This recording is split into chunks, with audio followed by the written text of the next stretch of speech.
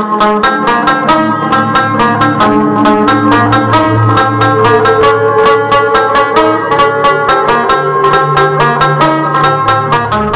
علیکم ورحمۃ اللہ وبرکاتہ۔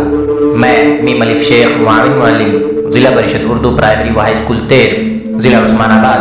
عزیز طلباء، آج ہم اردو بال بھارتی کی چھٹی جماعت کی کتاب سے سبق نمبر 5 جو کہ ایک نظم ہے جس کا عنوان ہے میری پیاری چڑیوں، جس کے شاعر ہیں جوش ملیح آبادی۔ آئیے اس نظم کی تشریح اور خلاصہ ہم آپ کے سامنے پیش کریں۔ عزیز طلباء، اس سے پہلے ہم نے اس نظم کو ترنم سے آپ کے سامنے پیش کیا تھا، اب باری ہے تشریح اور خلاصے کی، لہٰذا ایک ایک بند پڑھ کر ہم اس کی تشریح کیے دیتے ہیں۔ پہلا بند حاضر ہے۔ مہکتے ہوئے پھول کے پاس آؤ، لچکتی ہوئی شاخ پر بیٹھ جاؤ، ہوا میں کبھی اڑ کے بازو ہلاؤ، کبھی صاف چشمے میں غوطے لگاؤ، یوں ہی پیاری چڑیوں ابھی اور گاؤ۔ شاعر چڑیوں سے مخاطب ہے اور کہہ رہا ہے کہ اے پیاری چڑیوں، آؤ آؤ میرے پاس تو آؤ، اور میرے پاس آ کر کیا کرو؟ پھول کے پاس آ جاؤ، لچکتی ہوئی شاخ پر بیٹھ کر ذرا جھولو تو صحیح، ہوا میں اڑ کر اپنے بازوؤں کو ہلاؤ تو صحیح، اور چشمے میں ذرا غوطہ لگا کر مجھے دکھاؤ تو صحیح کہ تم کیسے غوطہ لگاتی ہو۔ اے پیاری چڑیوں، آؤ نا، آ کر میرے سامنے ذرا اپنا گانا سناؤ، ذرا گا کے تو بتاؤ۔ اگلے بند میں شاعر کہہ رہا ہے پھدک کر ادھر سے ادھر دوڑ جاؤ، چہک کر ادھر سے ادھر پر ہلاؤ، چمک کر کبھی شاخ پر چہچہاؤ، اچھل کر کبھی نہر پر گنگناؤ، یوں ہی پیاری چڑیوں ابھی اور گاؤ۔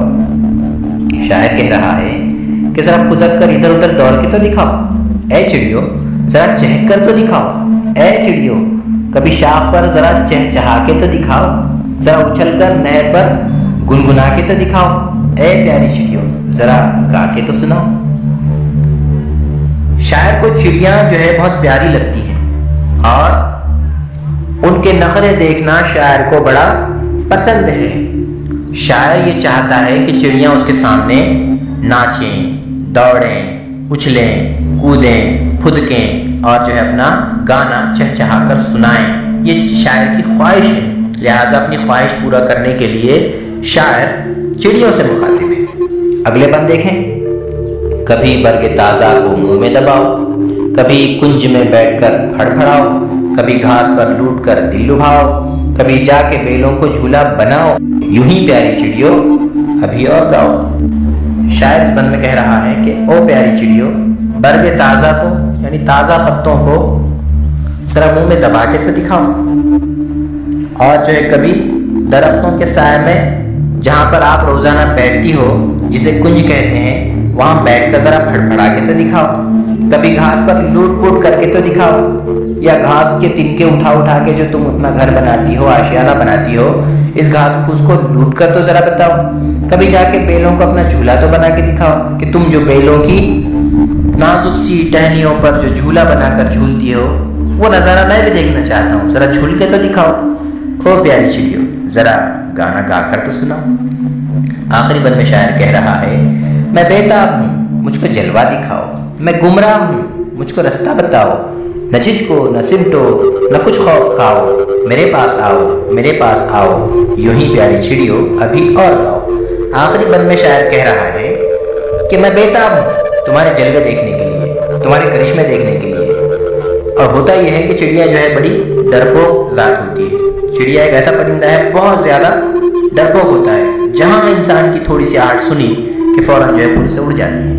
لہٰذا شاعر کہہ رہا ہے کہ او چڑیا، میں تجھے نقصان نہیں پہنچاؤں گا، تو میرے سے جھجک مت، اور جو ہے مجھ سے دور مت سمٹ، اور مجھ سے خوف بھی مت کھا۔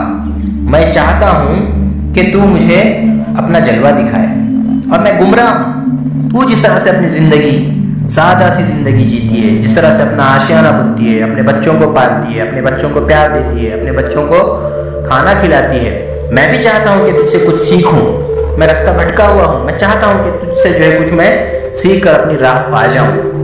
لہٰذا اے چڑیا مجھ سے ڈر مت، مجھ سے جھجک مت، مجھ سے جو ہے خوف مت کھا، بلکہ میرے پاس آ اور آ کے ذرا اپنا گانا تو سنا۔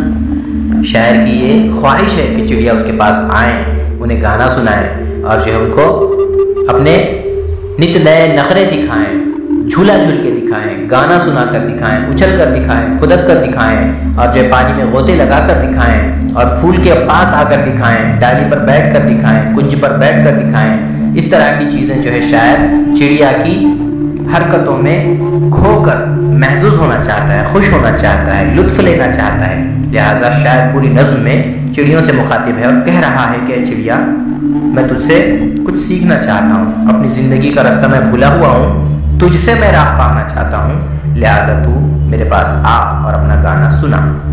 तो अजीज़ तलबा, हम ये उम्मीद करते हैं कि ये नज़म आपके समझ में आ गई होगी। लिहाजा इसके मानी व इशारात को भी जो है ज़हन नशीन करें और दी हुई मशक को भी हल करें। इस उम्मीद के साथ हम आज आपसे विदा लेते हैं। इंशाअल्लाह फिर मुलाकात होगी, तब तक के लिए अल्लाह हाफिज़। अस्सलामु अलैकुम व रहमतुल्लाह।